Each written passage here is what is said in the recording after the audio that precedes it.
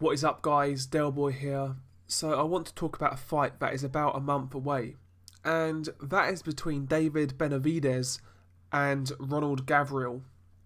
This fight is for the WBC super middleweight title. Originally, David Benavidez was supposed to fight Anthony Dirrell, but I believe Anthony Dirrell got injured and he's now pulled out, which I'm not entirely surprised about, I'll be honest. But that's not surprising to me. But Benavidez versus Gavril, what do I think of this fight? Obviously, first thing to mention, David Benavidez is aiming to become the youngest champion in boxing right now at 20 years old, and he's aiming to become the youngest super middleweight champion of all time. So there is history on the line for Benavidez in this fight. The youngest super middleweight champion to date is a guy by the name of Darren Van Horn, and he beat Lyndall Holmes back in 1991 to capture the IBF super middleweight title. So Darren Van Horn is the youngest guy to ever win a world title at super middleweight, and he was 22 years old. So Benavidez can break that record. But let's quickly talk about the fight. Let's briefly go through each guy's record. David Benavidez comes into this fight with a record of 18 wins, 0 defeats, 0 draws. 17 of those 18 wins coming by way of stoppage. Whereas Ronald Gavril, he comes into this fight with a record of 18 wins, 1 defeat, 0 draws. 14 of those 18 wins coming by way of stoppage. If I sort of look at both guys and assess their resumes, I would actually say, despite Benavidez being the younger guy by 11 years and having one less fight, he still has the better level of competition. I don't think Ronald Gavril has beaten anybody as good or as tough as Porky Medina, who Benavidez last beat. That's his last fight. I don't think Gavril has beat anybody of that level, to be honest.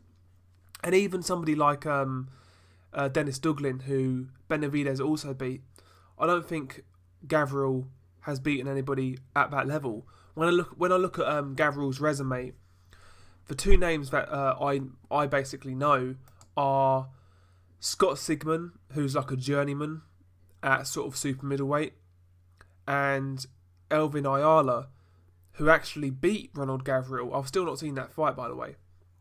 But when I look at both guys, to me, David Benavidez has definitely fought for better competition.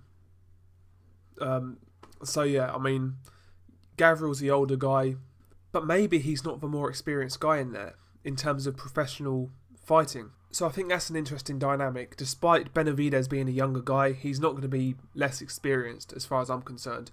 Plus the fact that David Benavidez has been sparring world-class fighters from a young age. I believe he was sparring guys like Gennady Golovkin in his teens. So that's going to stand him in good stead.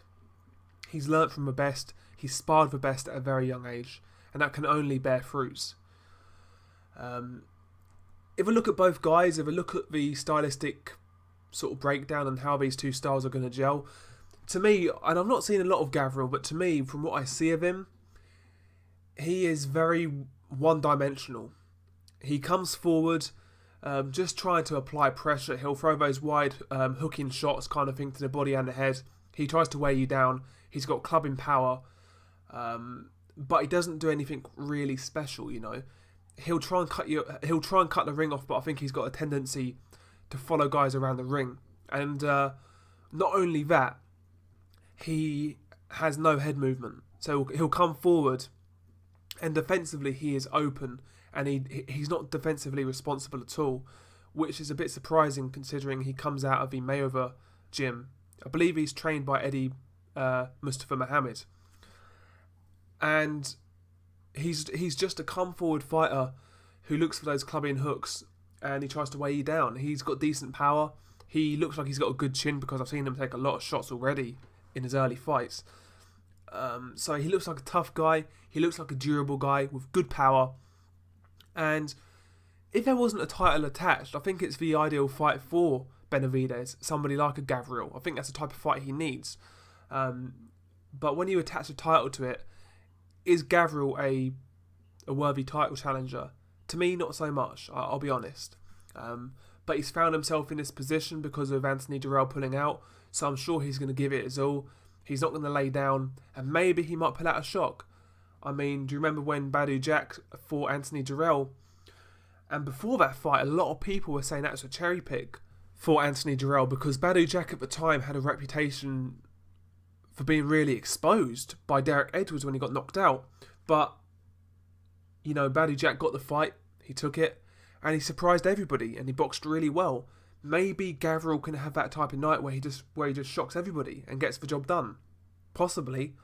But Badu Jack always had reasonably good fundamentals. I just don't think Gavril does. He's just a pressure fighter. Unless he's got a chin of titanium and he wears down Benavidez, and then maybe he could do something. But I just can't see him. I can't see him outboxing Benavidez or sort of manhandling him kind of thing. I just can't see it. Benavidez, on the other hand, does a lot of things that they'll definitely give Gavril trouble. He's a strong guy for a start, for a 20-year-old kid. He's extremely strong for the weight. He's big for the weight. He's got extremely quick hands when he puts his shots together. When I look at the other super middleweights, I'm not sure there's a guy with quicker hand speed, and that includes Chris Eubank Jr. When Benavidez put his shots together against Porky Medina, it was rapid fire, and they was all finding the target. And Medina has a similar style to Gavril, but I think Medina's a bit more intensity based kind of thing. He's more high volume than Gavril. And Benavidez was finding the target at will because of his quick hands and flurries of punches. You know, he puts his shots together extremely well. To me, technically, Benavidez is a lot better than Gavril. Benavidez, to me, he's got a much better jab for a start, and his long range boxing game is tenfold better than Gavril. And even on the inside, we've seen Benavidez look really good on the inside against Medina, for example.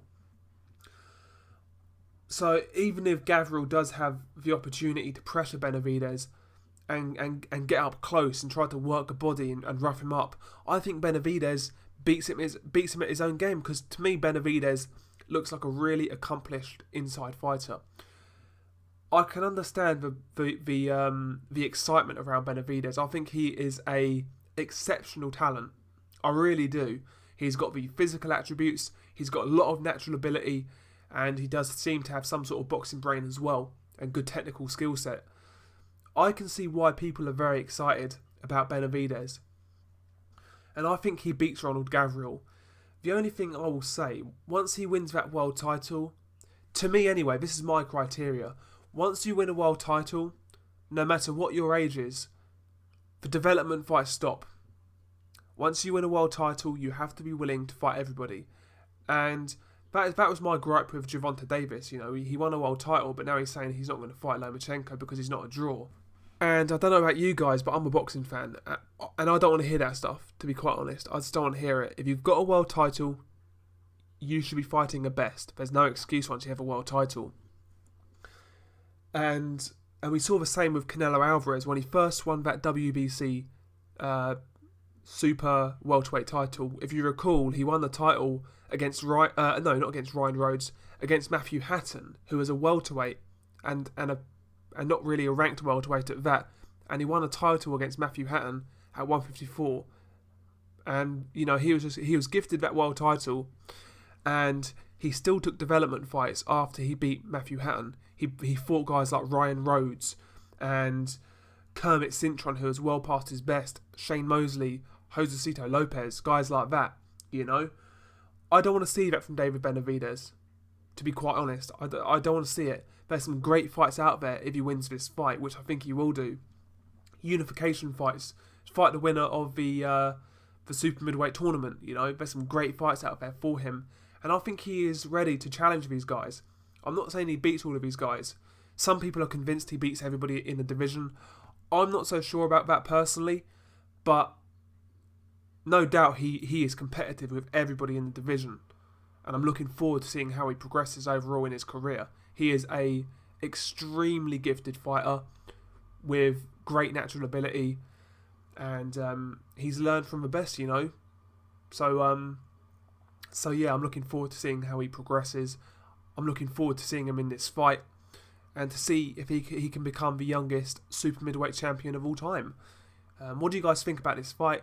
Am I underselling Ronald Gavril? Me personally, I'm going to go with a David Benavidez stoppage. Probably mid to late rounds. What do you guys think? Peace.